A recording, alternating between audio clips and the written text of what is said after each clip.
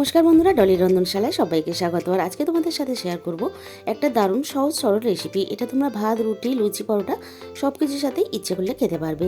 এখানে আমি কিছুটা মটর ডাল ওভারনাইট ভিজিয়ে রেখেছিলাম যাতে তাড়াতাড়ি সিদ্ধ হয়ে যায়। এবার আমি এখানে ফুলকপি নিয়েছি। ফুলকপিগুলো এরকম ছোট ছোট টুকরো করে আমি কেটে নিয়েছি। এবার তাহলে রান্নার দিকে যাওয়া যাক। কড়াইয়ের মধ্যে আমি কিছুটা পরিমাণ তেল দিয়ে দিলাম। তেলটা খুব ভালোভাবে গরম হতে আমি ফুলকপিগুলো দিয়ে দিলাম। ফুলকপির মধ্যে স্বাদ মতো লবণ আর অল্প একটু হলুদ গুঁড়ো আমি দিয়ে দিলাম।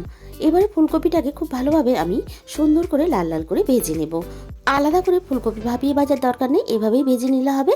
ফুলকপিগুলো আমি সমস্ত তুলে নিলাম। ওই একই কড়াইয়ে পরিমাণ মতো আমি জল দিয়ে দিলাম। জলটা যখন উষ্ণ গরম হয়ে উঠেছে তখন আমি ডালগুলো দিয়ে খুব ভালোভাবে ডালগুলো এবার সিদ্ধ হতে দেবো। আমি কড়াইয়ের মধ্যেই ডালটা সিদ্ধ করে নিলাম। তোমরা চাইলে কিন্তু প্রেসার কুকারেও করে নিতে পারো।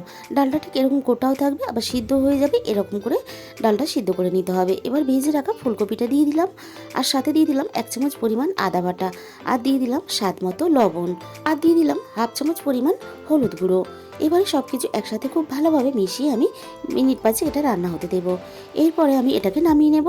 কড়াইটাকে খুব ভালোভাবে ধুয়ে পরিষ্কার করে নিয়ে আমি পরিমাণ মতো তেল দিয়ে দিলাম। তেলটা খুব ভালোভাবে হাই হিটে গরম করে নিয়ে আমি এখানে একটা বড় সাইজের পেঁয়াজ কুচি দিয়ে দিলাম। পেঁয়াজটাকে এখানে আমি ঝটপট ভেজে নেব। পেঁয়াজটা ঠিক এরকম লাল লাল করে ভেজে নিতে হবে। পেঁয়াজটা কিন্তু খুব বেশি পোড়ালে হবে না।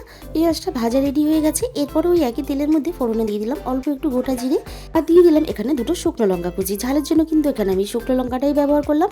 দিয়ে দিলাম একটা তেজপাতা কুচি, আর সাথে দিয়ে দিলাম গোটা গরম মশলা, দিয়ে দিলাম ধুকোয়া থেতো করা রসুন। এই রান্নাতে অল্প একটু রসুন ব্যবহার করলে খেতে খুব ভালো লাগে। রসুনটাকে আমি নাড়াচাড়া করে একটু লালচে করে ভেজে নিয়ে 1/2 চামচের কম জিরে গুঁড়ো আর 1/2 চামচের কম ধনে গুঁড়ো দিয়ে দিলাম। গ্যাসের আঁচটা একটু কমিয়ে দিয়ে ফোড়নের মধ্যে আমি ডালটাকে ঢেলে দিলাম।